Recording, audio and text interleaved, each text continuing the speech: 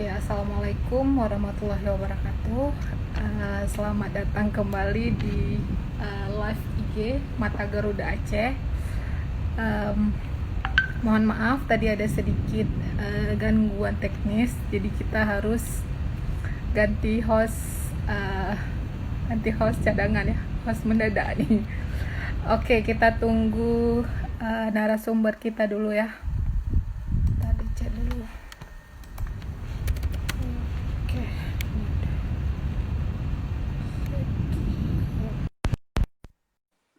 Connect ya, mudah-mudahan connect ya. Sedang Ya, assalamualaikum. Ini udah bisa. Waalaikumsalam warahmatullahi wabarakatuh. Oke ya, banglah. Luar biasa ya. Mohon maaf nih teman-teman. Itu kata Bang Riza, Iki udah capek lihat dirinya. Karena udah live terus ya dari tadi sore. Harus Oke deh. premium nih kayaknya, Bang. Oke ya, Zaki. Siap. Zaki, Ya, mohon Kak. maaf nih ada kesalahan teknis dari tadi. Siap. Kita sapa ulang teman-teman viewers kita malam ini. Baik, seperti yang sudah dijelaskan tadi oleh host aslinya. Kalau live IG Mata Garuda ini ada setiap hari Minggu malam jam 20.15 seharusnya ya. Cuman karena malam ini tadi ada kesalahan teknis, maka live hari ini sudah jam 9 malam. Kalau di Belanda jam berapa nih, Zaki? Sekarang jam 3 masih, jam 3 Jam sore. 3 sore ya. Artinya Iya, bedanya 6 jam. 6 jam. Ya, betul. Iya. Langsung aja ya ke topik live kita malam hari ini, yaitu belajar Geoinformation Science di negeri Van Orange. Bener nih bacanya. Bener ya? Pan oranye. Oke. Oh, Van Orange. Oh, siap. Ya. Oke, Zaki. Langsung aja nih. Zaki, sekarang kesibukannya apa? Saya alhamdulillah baru saja selesai master study 2 minggu yang lalu. Alhamdulillah. 30 Oktober. Alhamdulillah. Alhamdulillah. Good job. Yes. Kemudian Ya. kesibukan lain adalah saya setelah lulus 1 minggu istirahat dulu, tidur nyenyak dulu 1 minggu. Habis begadang Setelah ya. ya nah, minggu kedua udah pusing lagi Kak, pusing lagi mikir mau kemana setelah ini gitu kan. Ya. Nah, di sini juga lagi perbaiki CV, terus kemudian juga silaturahmi dengan teman-teman lama. Mungkin ada info-info bagus dan peluang-peluang di mana yang ada dari teman-teman gitu. Jadi itu Rencana mau stay dulu di sana atau langsung balik ke Indonesia nih? belum tahu. Tapi kan kita LPDP kewajibannya harus pulang gitu kan. Jadi masih berpikir-pikir nih strategi yang paling bagus di mana. Iya. Oke, berarti sekarang masih di Belanda ya? Masih di Belanda. Masih Zaki, nunggu ijazah. oh ijazah. Kalau Iya. wisudanya gimana? Dalam waktu dekat atau? Ya, dalam waktu dekat sepertinya seminggu lagi, tapi itu online semuanya. Oh, Nggak ada yang online. offline. Ya. Jadi nggak kerasa. Di sana ada ini lagi nggak sih kayak lockdown? Kayak di Jerman kemarin lockdown lagi ya? Iya ya, kalau Eropa Barat sekarang udah second lockdown kan, karena apa namanya angkanya semakin naik. Orang-orang Belanda juga di sini keras kepala, seperti kita orang Aceh. Ya. Jadi kemana-mana kita pergi orang tetap nggak pakai masker, tetap berkumpul gitu. Jadi second lockdown sekarang. Hari ini hari terakhir sih sebenarnya dan aku dengar-dengar dari kawan-kawan udah agak turun angkanya. Nggak tahu besok seminggu lagi kalau masih keras kepala orang Belanda mungkin naik lagi. Ya, berarti udah lockdown yang kedua. Di Indonesia kita udah bebas. Tapi masih naik kan angkanya? Kasusnya masih naik, cuman ya gitu deh. Iya. Oke. Siap. Jadi kemarin berarti sempat juga ya ngerasain kuliah di masa pandemi ya? Berarti online juga gitu, kayak di sini. Eh, nggak kuliah lagi. Itu udah masih tesis, sudah mau mulai intensif. Jadi nggak sempat lagi masuk kuliah gitu. Oke.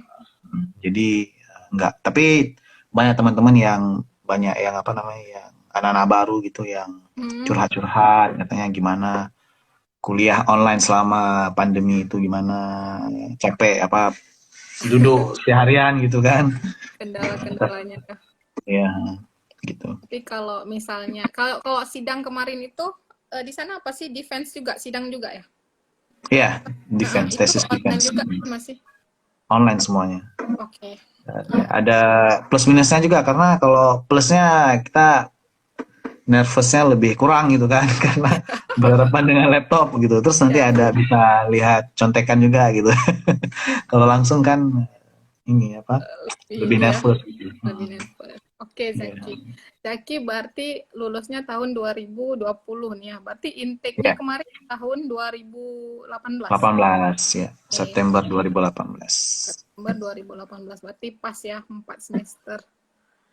Iya. Ya, pas ya.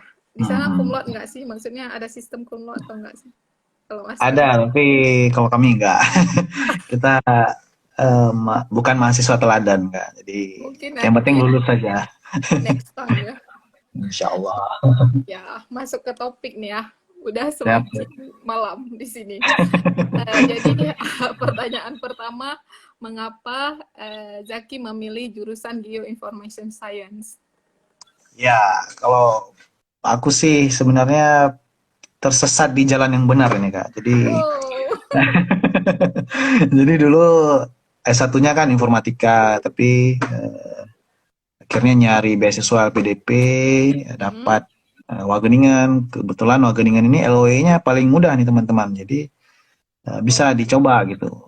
Tapi ya itu Wageningen itu LOE-nya mudah, mudah masuk mm-mm. tapi susah keluarnya. Oh iya. Iya, Kayaknya rata-rata jadi semua kampus kayak gitu ya. iya, Mudah. jadi apa namanya? Sebenarnya saya informatika, tapi Mm-mm. ya GIS ini masih ada hubungannya lah dengan informatika seperti pemrograman.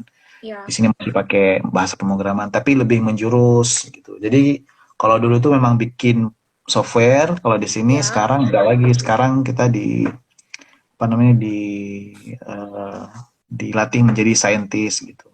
Jadi analisis gitu. ya. Jadi Berarti kalau pertanyaannya kenapa memilih JS, mungkin itu ya karena eh, cari tadi, beasiswa dapat ini udah ambil aja ini gitu kan. oke, tadi kan waktu milih jurusan itu kirain kalau jurusan yang apa kayak GIS ini harus Hmm. S1-nya tuh harus kayak geologi kayak gitu atau Hmm. geografi. Ada nggak sih syarat-syarat maksudnya jurusan di S1-nya itu harus jurusan apa gitu biar bisa nyambung ke jurusan GIS Ya, ini?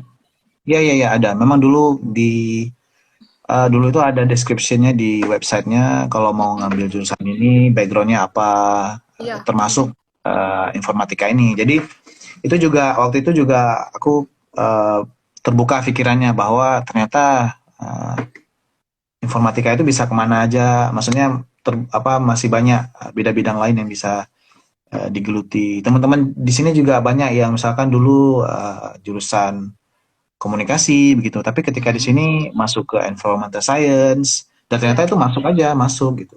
Maksudnya Jadi kayak multidisiplin gitu ya? iya ya multidisipliner ya benar-benar. Oke. Ceritain dong dikit tentang pengalaman kuliah di jurusan ini. Kan Jaki tuh kayak dulu informatika ya. Terus kan Iya. pindah pindah jurusan nggak sih kalau informatika ke GIS ini atau memang satu bidang gitu? Sebenarnya eh dia kayak seperti yang kita omongin tadi ini Mm-mm. multidisiplinary kan. Jadi Mm-mm. mungkin di awal-awal aku agak susah itu di period-period. Kalau di sini kita namanya period kan, bukan semester. Jadi kita per Mm-mm. 2 bulan kuliahnya. Oke. Jadi per period di period-period awal itu aku agak kagok karena ada namanya mata kuliah remote sensing, dalam bahasa Indonesianya penginderaan jarak jauh gitu. Kemudian ada ArcGIS gitu. Jadi itu Ya. susah. Bahkan aku juga remedial dulu sampai 4 kali gitu kan. Tapi di periode-periode selanjutnya udah mulai pakai pemrograman, bahasa pemrograman. Nah, jadi di situ aku udah nyaman gitu. Sementara teman-teman yang dulu nggak ada background pemrograman di periode-periode awal aman-aman aja, di Ya. periode selanjutnya agak kewalahan gitu.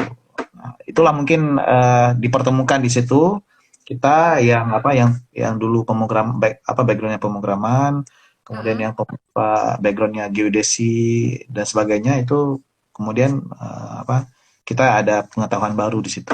Jadi gitu. Oke. Hmm. Berarti kayak apa di awal periode awal ya yang ada kayak harus adaptasi gitu. Terus Iya kan benar. ini kayak Zaki kan kalau GIS tuh berarti kayak pemetaan ya. Iya. Nah, itu ada nggak sih kayak matrikulasi ya kalau di Indonesia kayak semester pertama atau 2 bulan pertama tuh kayak matrikulasi karena dulu nggak ada dasar Iya, tentang iya. apa pemetaan ini terus ke GIS ini gimana? Maksudnya ada nggak kok di Belanda ada sistem matrikulasi atau kita belajar di otodidak sendiri gitu? Kalau di jurusan kami nggak ada. Dan sepertinya umumnya di kampus kami tidak ada. Kalau di kampus-kampus lain di bagian Belanda lainnya sepertinya ada. Sepertinya saya pernah dengar gitu ya. Kalau aku sendiri nggak ada. Dan tapi di awal-awal kuliah itu kita ada kayak mata kuliah pengenalan JS gitu. Jadi di awal-awal pace-nya ritmenya itu masih agak santai gitu kan. Jadi kita kayak diajak untuk mengenali dulu dengan dunia JS ini. Kemudian juga nanti ada kuis tentang pertanyaan-pertanyaan tentang JS. Dan waktu itu aku termasuk nilainya paling dikit karena nggak tahu gitu kan. Ya, Tapi kita setelah jurusan dari situ, baru. ya jadi tapi setelah itu akhirnya tahu dan apa namanya curious Penasaran. ya Ingin belajar penasaran lebih ya. ya akhirnya ternyata begini, ternyata masih banyak ada kemungkinan-kemungkinan yang possibility yang sangat banyak kalau perpaduan antara geografi dan geodesi dan pemrograman information system gitu. Nah, di situ. Ya. Oke. Berarti menarik ya, banyak hal baru yang dipelajari kayak gitu. Iya, Nah, benar-benar. kira-kira tuh kalau kalau kakak nih ya orang awam kayak gitu, kalau ngomongin tentang geoinformation science tuh pasti kebayangnya aplikasi ArcGIS untuk buat peta. Betul, Sebenarnya tuh betul. kalau misalnya real kuliahnya apa aja sih yang dipelajari di Betul, kampus betul. ini? Ya, memang ada penggunaan tools-tools seperti ArcGIS itu kan, itu software, ada Ya. juga QGIS dan sebagainya. Tapi kalau di sini kalau bisa dibilang ada dua mazhab, Kak. Jadi ada mazhab, ada Oke. mazhab yang menggunakan tools, ada mazhab yang menggunakan pemrograman. Oke. Jadi ada yang benar-benar kalau membuat peta itu membuat analisa itu pakai tools saja gitu. Tapi ada Iya. juga yang nggak tools itu udah udah kuno. Jadi pakai pemrograman gitu. Nah, saya termasuk yang masuk ke mazhab yang pemrograman ini karena saya Modern juga ya berarti ya. iya gitulah. Karena juga saya nyaman dengan itu kan dengan pemrograman. Karena Jadi mungkin karena basicnya juga ya, karena basicnya ya kan informatika tadi ya, jadi udah berarti kayak bangun dari awal ya petanya. Kalau misalnya buat apa kalau aja sih selain buat peta? banyak sih, misalkan kayak analisis Inti kalau bumi urban gitu. planning, Oh bisa juga. gitu. Kalau aku sendiri, kalau aku sendiri misalkan tesisku itu dulu mencoba melihat aktivitas manusia di di taman kota, di taman kota di seluruh Belanda menggunakan data sosial media. Kemudian kita petakan. Jadi di kota Amsterdam 30% ternyata orang menggunakan taman kota untuk untuk bersepeda, 40% untuk barbecue gitu. Sementara di kota lain berbeda gitu. Nah, dan yang uniknya adalah ini adalah kekuatan dari JIS adalah kita nggak perlu turun langsung ke sana, keliling Belanda gitu, ngasih survei gitu. Jadi kita cuma, kalau aku sih cuma ngambil data dari sosial media, kemudian aplikasikan machine learning, algoritma gitu, dan udah jadi analisisnya. Luas ya. Iya. Yang pasti JS itu memotong mata rantai inefektivitas dan inefisiensi. Jadi misalkan melihat kegiatan manusia, aktivitas manusia di taman kota itu selama ini dilakukan oleh pemerintah 5 tahun sekali. 5 tahun sekali. Kenapa 5 tahun sekali? Karena orang harus datang peneliti harus datang ke taman kota satu-satu, terus kasih kuesioner, orang ngisi, nunggu lagi. Jadi banyak waktu yang terbuang, tenaga terbuang, duit juga banyak perlu terbuang. Tapi dengan menggunakan ilmu JS, pemrograman dan data sosial media yang free itu nggak perlu 5 tahun sekali, 3 bulan sekali juga bisa, bahkan sebulan sekali juga bisa gitu. Berarti sangat menarik ya. Soalnya selama itu kami kan bidang transportasi. Jadi misalnya jasa konsultasi kayak misalnya urban sprawl, ada juga kayak perencanaan kota kan yang berkaitan juga kayak gitu. Terus biasanya kalau ngomongin tentang GIS tuh pasti kayak oh ya udah buat peta jaringan jalan. Kalau ini di sini kakak dapat insight kalau penerapan GIS ini bisa ke kayak penggunaan taman kayak gitu ya. Maksudnya luas di aplikasinya. Iya. Oke. Selanjutnya nih. Ini kan Zaki udah lulus kan? Iya. Kira-kira nih untuk untuk ke depan peluang peluang pekerjaan apa sih yang bisa didapatkan oleh seorang lulusan dari jurusan GIS ini? Peluang kerjanya banyak banget ya. Terutama kalau di Wageningen ini kan kita didorong untuk menjadi seorang saintis, jadi researcher yang pasti pertama. Kemudian juga banyak juga teman-teman kita yang bikin startup, karena kan GIS itu bisa digunakan di mana-mana gitu kan. Kemudian juga untuk pertanian juga bisa, misalkan sekarang udah ada namanya smart farming, jadi bagaimana membuat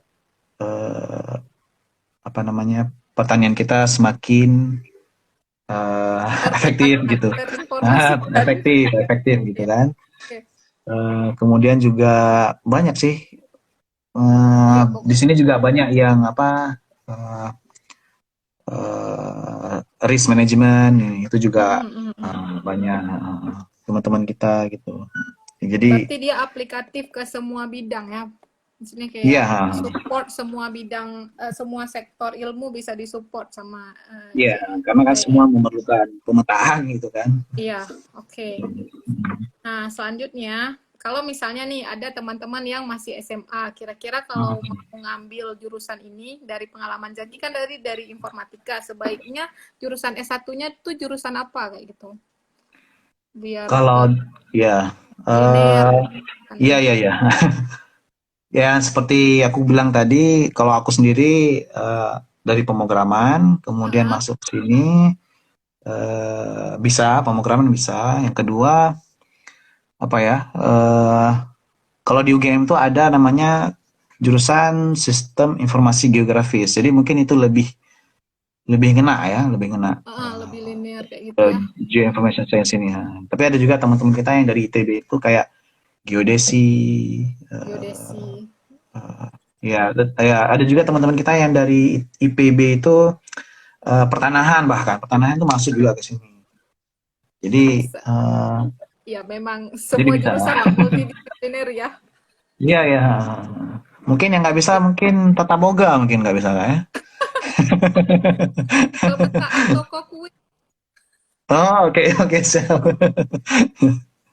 Oke oke. nggak bercanda. Soalnya ini ya lebih ke harus punya apa ilmu IT-nya harus tinggi ya mungkin ya. Karena dia kan Tapi yang aku ya rasa nggak sih kalau di sini eh, apa ya, kita harus berani berpendapat, kemudian harus rajin membaca, kemudian logikanya juga harus main. Jadi mungkin itu yang penting. Jadi bukan lagi ke jurusannya, tapi ke skillnya apa nih yang perlu ditingkatkan untuk bisa begitu. Oke, tips yang menarik ya. Oke, kita coba lihat pertanyaan-pertanyaan ya. Ini pas tadi ada pertanyaan dari Ahmad, siapa nih? Ahmad Mansuri Alkindi. Ya, kami mau tanyain juga nih sebenarnya, tapi udah tanyain sekalian. Bagaimana, Bang Zaki, bagaimana dengan IELTS dan kendala bahasa saat kuliah di Belanda? Kalau misalnya waktu kuliah itu biasanya pakai bahasa Belanda atau gimana? Nah, kebetulan Belanda ini adalah negara dengan penutur bahasa Inggris paling banyak. Selain Inggris dan Amerika pastinya. Ya. Jadi kemana-mana kita pergi tetap orang bisa bahasa Inggris, kuliahnya juga bahasa Inggris. Kalau ke toko, supermarket juga bahasa Inggris. Jadi kalau dalam masalah bahasa nggak perlu belajar bahasa Belanda, nggak seperti di Perancis atau di Jerman gitu ya. Nah, tapi ya kadang-kadang kita masih pakai broken English, mungkin kebawa dari Indonesia gitu ya. Jadi kadang-kadang kalau kita ngomong orang nggak ngerti what do you mean gitu kan, karena apa maksudnya gitu. Tapi itu di awal-awal, setelah tahun kedua udah ngerti gitu, udah terbiasa dan udah lebih nyambung ngomongnya gitu. Itu yang pertama. Kemudian kalau untuk kuliahnya tetap bahasa Inggris semuanya. Modul-modulnya bahasa Inggris semuanya. Berarti kayak international kelas gitu ya? Atau international? Iya. Namanya nggak international kelas, memang kelas biasa, tapi memang pakai bahasa Inggris. Kelas biasa, tapi memang pakai bahasa Inggris kayak gitu. Ya, mungkin yang kendala dikit nanti di penelitian. Penelitian kalau misalkan kita mau ngambil penelitian di Belanda, kan data-datanya data-data Belanda. Nah, itu bahasa Belanda semua. Jadi itu yang agak susah mungkin. Berarti kelasnya memang rata-rata bahasa Inggris gitu ya? Sama semuanya? Memang semua.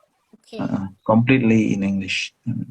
Siap. Nah, kalau misalnya kampusnya sendiri ada mensyaratkan IELTS nggak sih? Ada. Dulu itu kalau nggak salah 6,5. 6,5 overall kalau masa kami ya 2017 daftarnya. Tapi nggak ada apa istilahnya tuh Kak, each band tuh nggak ada. Oh, each band nggak ya? Each band maksudnya nggak ada minimal berapa ya? Iya, itu tahun 2017 ya, kalau sekarang belum tahu. Dan itu juga di Wageningen. Ada juga teman-teman kita yang di Leiden tahun 2015 itu bahkan each band-nya misalkan kayak writing itu harus 7 karena memang jurusan sosial, harus banyak nulis, harus banyak ngomong. Jadi kampus seperti mensyaratkan kita writing-nya udah bagus gitu. Berarti ada syarat IELTS-nya ya? Ada pasti. Karena emang kuliahnya dalam bahasa Inggris. Tapi kalau kehidupan sehari-hari untuk kayak belanja, tanya arah dan sebagainya, mudah sekali. Maksudnya kan tinggalnya di di kawasan mas student kayak itu nggak sih? Maksudnya kan kalau student apartment. Oh ya, oke. Berarti komunikasinya lebih banyak bahasa Inggris lah ya daripada bahasa Belanda. Atau bahasa Belandanya bisa juga? Nggak bisa Kak, karena di sini banyak banget orang Indonesia, jadi justru kita bisa bahasa gaul, bahasa Jakarta misalnya sini. Udah kayak kampung Indonesia ini. Wageningen ini kan kampus awardee paling banyak dari tahun 2013 sampai sekarang paling banyak di pertandingan. Oke, Jadi berarti kemana-mana kita lihat feeling home orang lah ya. Indonesia feeling home. Feeling home. Ya. Oke. Ya, itu ya tadi jawabannya tentang IELTS untuk Ahmad Mansur Alkindi. Nah, selanjutnya pertanyaannya dari Ananda Amelia apa nih? FTR. Salam Bang Zakiul, mau tanya tadi Bang Zakiul bilang ada nggak lulus sampai 4 kali, apakah tidak bermasalah dengan beasiswa? Emang ada bilangnya? Iya, Oke, iya, iya. gimana? Resit, remedial. Jadi ada mata kuliah Oh, yang itu remedial. ya, apa namanya, remote sensing, dalam bahasa Indonesianya penginderaan jarak jauh. Karena memang dulu aku nggak ada background di situ, jadi resitnya sampai remedialnya sampai 4 kali. Nggak ada masalah dengan beasiswa.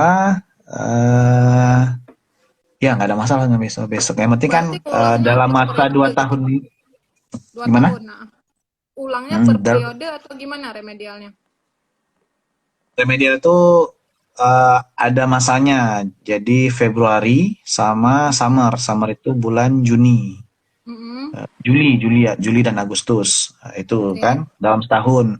Tapi kalau misalkan mata kuliah itu ditawarkan ada available di sebuah periode, kita boleh ikut apa namanya tadi? Ujiannya gitu. Makanya aku sampai 4 kali dulu ikut. Baru lulus yang keempat kalinya summer tahun lalu. Tapi ada juga ini kalau di Wageningen, kalau di Utrecht University ada juga itu lebih mengerikan lagi. Misalkan Oke. kita remedial sekali tidak lulus, langsung drop out. Wow, Jadi mengerikan. jadi lebih susah lagi kalau di Utrecht. Jadi di sini agak lebih longgar. Oke. Begitu. Ya, apa tadi? Katanya kalau remedial itu jadwalnya setiap summer, tapi di sana kan Zaki baru 2 kali nih summernya, berarti setahun Iya. bisa 2 kali ya, 2 kali waktu remedialnya. Tadi Zaki bilang Februari sekali Oh, sama Februari summer. sama Juni ya. Ya. Jadi gitu ya, Ananda dengan beasiswanya nggak ada masalah. Ya. Itu cuman sama kampus aja kayak gitu ya.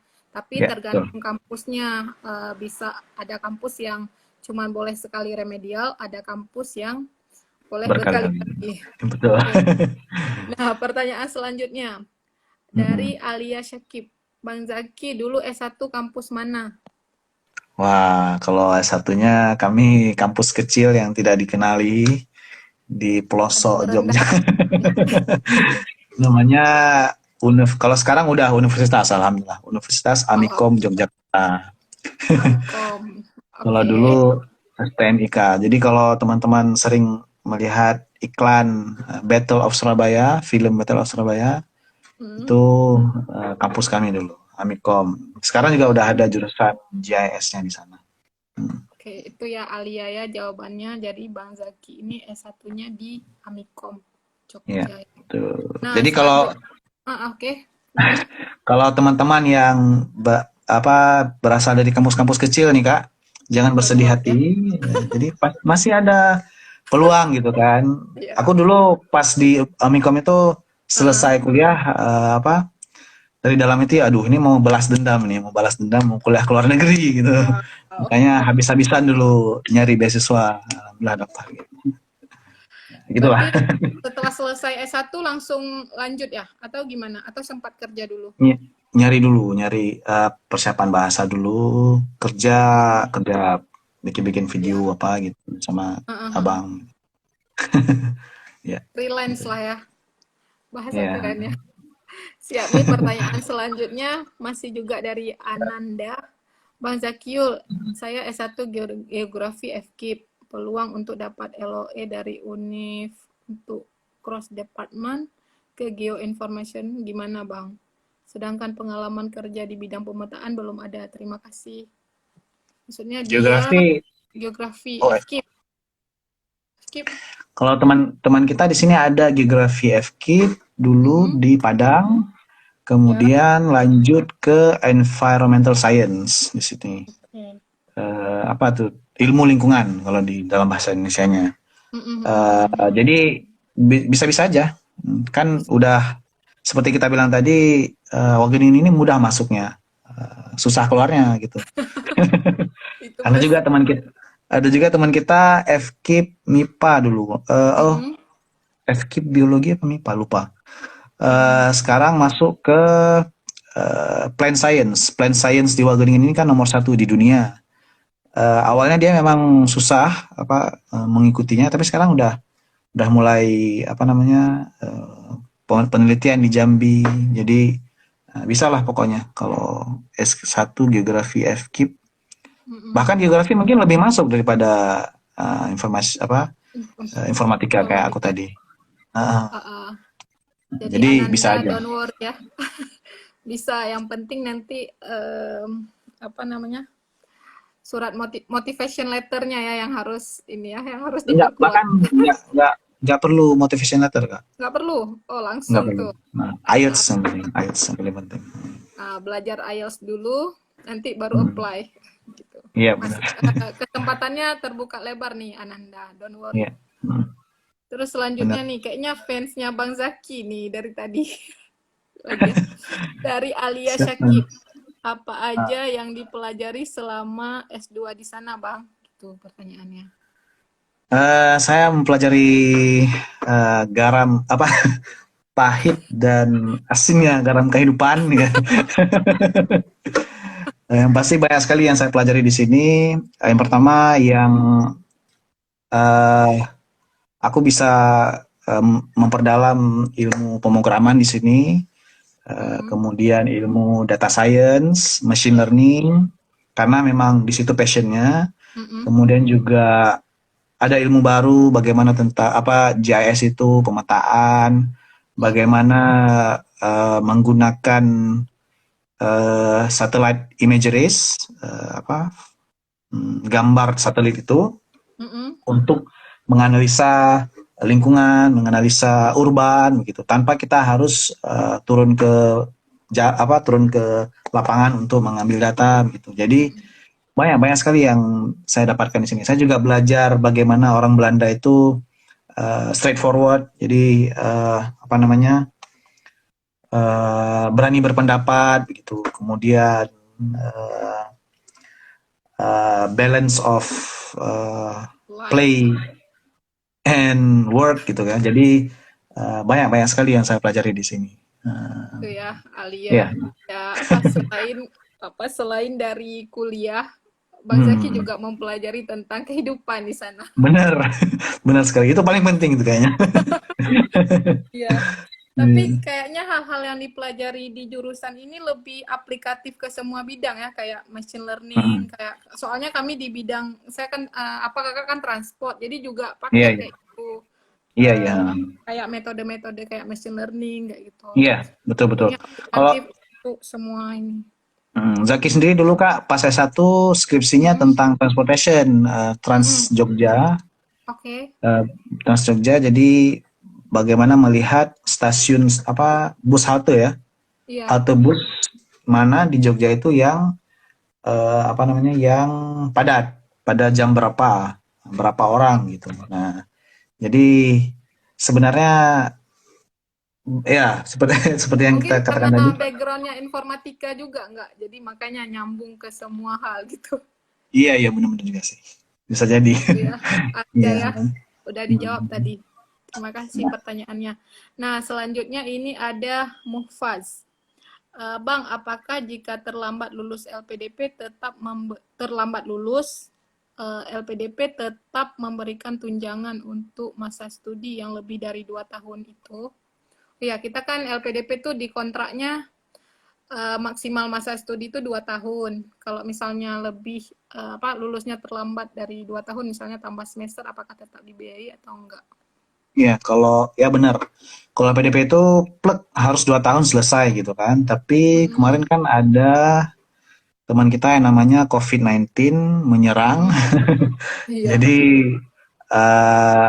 alhamdulillah LPDP memberi ruang bagi kita untuk memberi keluh kesah, dan juga banyak teman-teman kita dari seluruh dunia yang nanya sama LPDP bagaimana ini, karena pengalaman aku sendiri juga, aku udah dapat internship akan mulai bulan 4 bulan 3 waktu itu ya. Bulan 3 kalau nggak salah mau mulai bulan Maret. Tapi karena COVID-19 dibatalkan internshipnya, sementara work from home juga tidak memungkinkan karena data perusahaan itu sensitif gitu kan. Aku sampai minta 2 kali nggak boleh. Jadi harus nyari lagi kan. Nyari internship itu 3 bulan, 4 bulan sebelumnya gitu. Sementara ini tiba-tiba dibatalkan. Akhirnya baru mulai lagi bulan 6. Jadi dari bulan 3 ke bulan 6 kan jauh banget. Sementara harus lulus akhir Agustus. Kalau enggak bayar sendiri. Sementara tuition fee SPP-nya di sini mahal banget untuk untuk bukan orang Eropa gitu. Jadi untungnya LPDP memberi ruang. Jadi kita lapor, kemudian masih dibiayai untuk 2 bulan ke depan sampai Oktober kemarin. Dan juga ada keringanan SPP dari kampus yang dulu 3.000 euro jadi 300 gitu. Jauh ya turunnya, kayak jauh. Jadi kalau bukan orang Eropa bayarnya 3.000 Kak. Jadi orang Asia. Jadi kita memang benar-benar harus tepat waktu. Kalau enggak extend 2 bulan udah bayar 3.000 euro tuh berapa juta tuh? 50 juta lebih. Jadi berat ya. Untung jadi 300 euro. Iya, itu ya Mufaz tadi. Jadi sebenarnya LPDP untuk kondisi-kondisi tertentu ada keringanannya ya. Kita ngasih tahu kendala kita apa, lulus terlambat. Nanti ada pertimbangan dari LPDP kalau memang. Yang penting jelaskan dulu ke LPDP-nya. Yang penting komunikasi, jangan lupa ngisi Simonev. Memenuhi kewajiban lah pokoknya. Benar. Oh iya, ngomongin LPDP, kemarin Zaki itu beasiswa jenis apa ya? Maksudnya jalur reguler kah atau gimana? Reguler. Reguler ya. Oke. 2017. PK berapa? 122. Wow. Kakak berapa? 8. Wah, senior nih, senior. Udah tua. Okay. Nah, itu tadi ya. Terus selanjutnya, kalau misalnya itu tadi yang dari pertanyaan-pertanyaan yang ditanyain. Ini ada yang bilang Ananda, terima kasih Bang. Itu yang komen lagi ada Randa, mantap Pak. Teman saya nih. Oke. Iya, terus kita balik lagi ya, tanya-tanya tentang apa ya lagi ya. Mungkin sedikit adaptasi pertama sampai di Belanda gimana? Adaptasi. Yang pertama mungkin kalau untuk orang Indonesianya rame di sini. Jadi kalau kerinduan terhadap Indonesia juga, terutama ngumpul-ngumpul ya, budaya ngumpulnya orang Indonesia itu di sini nggak masalah. Jadi kita setiap malam ngumpul, makan bareng. Gitu. Jangan-jangan ngekosnya sama orang Indonesia lagi.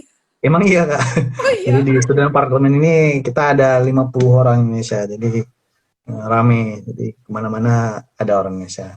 Kalau untuk makanan Indonesia di sini juga banyak. Seperti yang kita tahu,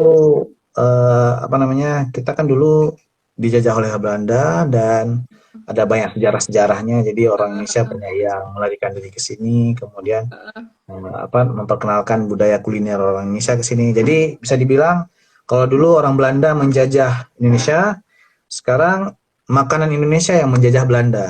Jadi jadi kemana-mana kita ada restoran Indonesia, ada ke supermarket ada kerupuk, tulisannya kroepuk gitu kan. Iya. Ada banyak banget bumbu-bumbu Indonesia. Jadi mudah banget di sini kalau masalah adaptasi itu. Kalau masalah adaptasi bahasa itu juga mudah karena bahasa Inggris semuanya, jadi mudah sekali.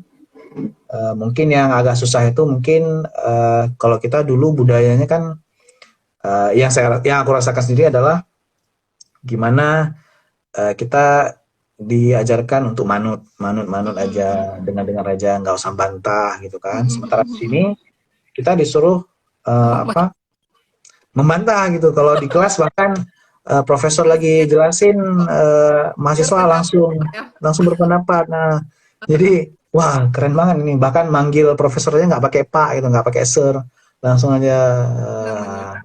langsung nama gitu kan. Oke. Jadi itu yang agak apa namanya agak kagok, terutama ketika group work. Di sini banyak banget apa namanya kerja kelompok, gimana teman-teman Belanda tuh ngomong aja, kita diem nggak tahu mau ngomong tapi kok nggak enak gitu kan. Susah menyampaikan pendapat Ya, gitu. ya. Kemudian juga kalau misalkan ada writing assignment kayak Mm-mm. apa tugas nulis gitu, Mm-mm. eh, kemudian kita kasih feedback, kasih masukan Mm-mm. ke teman-teman. Kalau di Indonesia kan, kalau yang aku rasakan gitu ya, aku rasakan Iya, ya. kalau di Indonesia kita kasih feedback yang agak keras dikit, orang langsung marah gitu. Oh gini gitu kan. Kalau di sini kalau kita nggak ngasih feedback justru orang marah gitu, Oh, karena kayak kayak nggak oh diopen. kamu nggak diopen. Udah lama nggak dengar kata-kata itu kan. Nggak Aduh, diopen. terlalu Aceh ya. Ah, Jadi iya, iya. jadi Kayak aduh nggak nggak. dihargai lah gitu ya. Bener-bener. Jadi kamu nggak pay attention to me gitu. Sementara di Mm-mm. sini itu penting banget. Nah, jadi harus Oke. kasih feedback gitu. Kalau yang lain eh, di Kalau sini suasana akademik kerasa nggak sih beda dari kampus di Indonesia dengan kampus di Belanda? yaitu eh, apa yang pasti dosen-dosen di sini sangat terbuka. Jadi kita Mm-mm. kapanpun mau ketemu mereka mau gitu. Sementara kalau di Indonesia yang aku rasakan gitu ya, yang aku rasakan ngejar-ngejar dosen gitu kan, ngejar Pak, tolong Pak, ini revisi, tanda tangan Pak, gitu kan.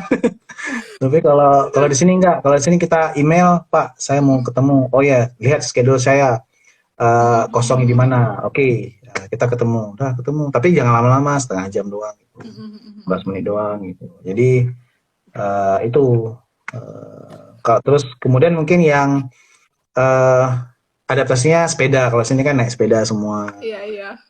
Jadi justru nanti kami kalau pulang nanti ke Aceh, ke Mm-mm. Indonesia harus adaptasi lagi naik sepeda motor karena sini nggak pernah pakai ini sepeda motor. Udah Udah dua 2 tahun tahun ya. gimana gimana cara pegang ini ya? Gimana cara ngebernya gitu. Oke, oke. Ya, gitu.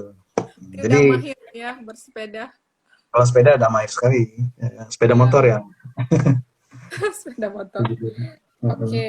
Nah, itu tadi tentang adaptasi ya. Tapi kalau makanan Indonesia tuh emang top. Maksudnya kayak kami dulu kan pernah tuh di Jerman. Terus kalau kami Mm. mau makanan Indonesia pernah ke kota Leiden sama Den Haag. Itu emang Oh kayak iya. banyak kali dan murah kayak tuh Iya dibandingkan betul sama betul Jerman betul. kan. Iya. Kalau untuk makanan, pokoknya Mm. kalau makanan sama suasana Indonesia nggak usah khawatir ya kalau kita ke Belanda. Mm. Betul betul Paling, betul. nah kalau ini apa sih? Kalau di Belanda kan, maksudnya kuliah di luar nih, semuanya kan terjadwal kayak gitu kan. Mm. Kalau Zaki sendiri kayak mana? Ada nggak sih adaptasinya kayak agendanya harus terjadwal kayak itu harus disiplin tepat waktu? Kalau di Belanda gitu nggak sih? Kalau berhubungan dengan orang Kampus. Belandanya Mm-mm. ada tetap kan. Jadi jam berapa sampai jam berapa. Kalau cuma setengah jam, udah setengah jam doang. Setelah itu mereka Mm-mm. nggak mau ngomong lagi Iya. gitu. Tapi kalau pribadi sendiri, nah itu masih ke bawah budaya Asianya gitu kan.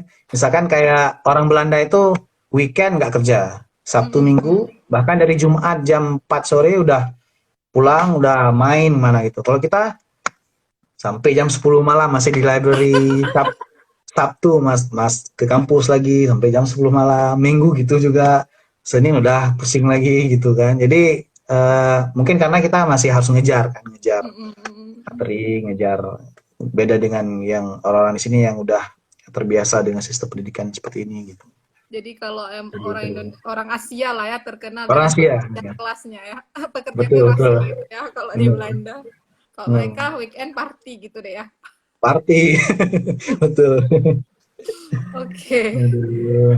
Ya, itu ya tadi cerita-cerita tentang kehidupan di Belanda. Terus satu lagi nih Hmm. mau tanya, kalau Ya, traveling gimana? Kan belajar di sana sekalian traveling nggak sih? benar pasti itu wajib, Mm-mm. wajib sekali. Kalau Zaki sendiri gimana? Maksudnya eh, ada nggak sih kayak wishlist mau ke tempat mana aja kayak gitu? Iya, iya. Sebenarnya dulu sebelum berangkat, jujur ini niatnya masih murni, Kak. Murni sekali. Ke Belanda itu saya Oke. mau mau nyari ilmu. Tapi kok sampai sini kakak-kakak kelas kan nyampenya summer. Kakak-kakak kelas kok nggak Mm-mm. ada gitu kan di sini di apartemen. Oh, udah pada ke Spanyol, udah pada ke sini ke situ Oh, kan. asik ya. Akhirnya akhirnya kita juga ke bawah gitu kan. Mm-mm. Kapan lagi gitu. Yang pasti setiap libur kita pasti trip lah keluar ke mana-mana gitu. Berarti disesuaikan dengan jadwal kuliah ya kalau mau nge-trip. Maksudnya trip ke negara Eh, mana kayak gitu. ya kalau Biasanya kita di pas sini liburan apa sih yang sering jalan-jalannya? Apakah winter winter, break, winter sam break yang lama? winter break itu Desember sampai awal Januari, Mm-mm. kemudian Februari juga ada break 1 minggu. Mm-mm. Kalau kecuali yang remedial, kalau yang remedial harus stay di sini. Jangan Saya sampai termasuk remedial. Saya termasuk. Kemudian summer break itu Juli sampai Agustus. Mm-mm. Jadi itu jadwal main-main kita. Tapi kalau weekend juga kita biasanya ke kota-kota lain, kota-kota di apa namanya di Belanda, ke Jerman juga Mm-mm. bisa kan deket, ke Jerman, Iya. ke Mm-mm. Belgia, ke Perancis bahkan tuh deket. Jadi kalau aku sendiri suka ke museum, jadi setiap weekend pasti ngajak teman, ayo kita ke museum ini, museum itu. Dengar-dengar Jadi kalau di Belanda kok museumnya gratis ya untuk student. enggak Enggak. murah.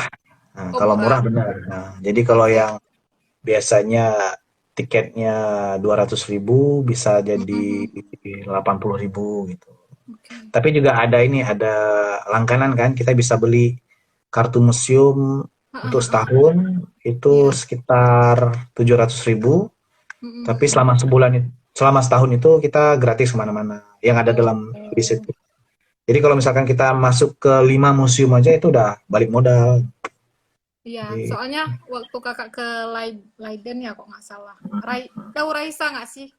iya ya kena Raisa Kamila. Jadi Raisa Ah, Kamila tuh meminjamkan kartu museumnya. iya Ya, iya. Iya. kalau ke Amsterdam nih gratis nih masuk museumnya gitu. Kakak kira tuh apa kartu dari kampus gitu. Rupanya bukan ya Hmm, dibuat. bukan Kita kita harus harus bayar. buat sendiri ya. Hmm. Nggak Oke, ketahuan nggak kan? kirain gimana? Nggak ketahuan kan? Nggak ada. Mantap. Orang Asia ya suka gitu. Oke, Benar. Zaki ini udah mau 1 jam ya. Kira-kira nih, eh, terakhir apa sih pesan-pesan Zaki untuk teman-teman yang ingin kuliah di Belanda secara umum dan secara khusus di Wageningen ini? Hmm. Pesan-pesan. Pesan ya pesan-pesannya jangan takut Mm-mm. untuk apply ke luar negeri, ke Belanda kah kemanapun, ke apa namanya ke Wageningen, ke kampus-kampus mana lain. Aku termasuk dulu yang benar-benar takut dulu karena Mm-mm. pas berangkat, pas mau naik pesawat ke Belanda, udah mulai takut. Di situ mulai takut karena ini jurusan yang aku belum pernah tahu dulu gitu kan. Jadi waktu itu benar-benar takut. Bahkan sampai nangis sama dengan mama gitu kan. Iya benar. Tapi kemudian karena aku juga Muslim, jadi Mm-mm. sering dengar kajian dari ustadz-ustadz bahwa kalau Tuhan itu tidak akan Mm-mm. memberikan apa namanya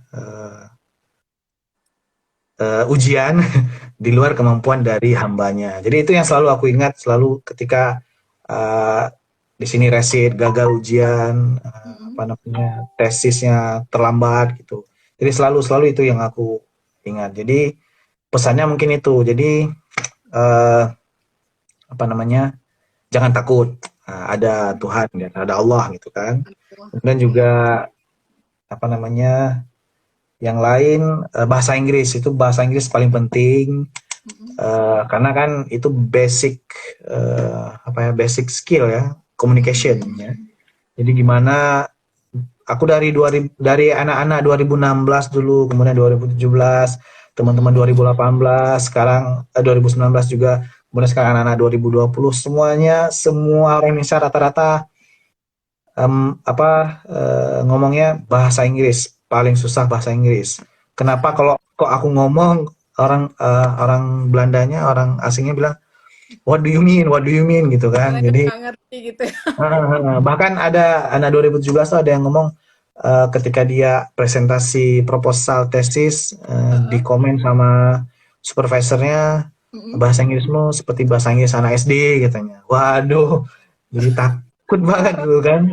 Jadi teman-teman di sini juga akhirnya ikut lagi kelas bahasa Inggris, menulis, kelas apa namanya grammar paling penting itu kan. Nah, jadi pesan aku bahasa Inggris. Aku sendiri bahkan yang dari tahun 2013 sampai 2014 itu sudah mulai coba baca buku bahasa Inggris. Jadi buku misalnya kayak Malcolm Gladwell, kau tahu Malcolm Gladwell, buku-buku dalam bahasa Inggris pokoknya. Jadi sudah mulai membiasakan itu karena visinya memang mau kuliah ke luar negeri kan. Tapi sampai sini juga tetap keteteran walaupun lebih banyak tahu vocab-vocab apa yang aneh-aneh yang baru-baru gitu dari tahun 2013 tapi kok masih susah. Tapi setelah beradaptasi akhirnya bisa sekarang juga kalau ngomong di depan boleh udah pede gitu ketimbang 2 tahun yang lalu gitu kan. Jadi kembali lagi ke pesan yang pertama tadi itu apa ujian yang diberikan oleh Tuhan itu nggak akan apa melebihi kemampuan hambanya. Kemudian pesan yang lain adalah banyakin teman. Kalau di sini harus banyakin teman karena mohon maaf kita bilang kalau di Wageningen ini nggak tahu di kampus lain ya. Kalau di Wageningen ini banyak santer berita yang mengatakan bahwa banyak yang bunuh diri. Karena stres gitu kan, masalah keluarga juga. Tapi alhamdulillah belum ada orang Indonesia. Jadi Indonesia mungkin masih kuat agamanya dan juga budaya gotong royong dan ngumpul-ngumpul itu ya. Jadi kita curcol aja ketika ngumpul ngomong aku gini-gini gitu. Jadi jadi jangan antisos, jangan ansos ya bahasanya. Jangan antisosial. Jangan antisosial di sini. Jadi yang lain apa ya? Mungkin itu sih pesan-pesannya. Ada 3 pesan tadi ya. Yang pertama jangan takut, terus harus bahasa Inggrisnya harus bagus, harus familiar. Mungkin harus sering praktek ya. Maksudnya walaupun kita udah banyak baca buku, tapi gara-gara kita jarang praktis, jadinya kayak pengucapannya tuh keluarnya nggak sesuai dengan yang di pikiran kita. Betul.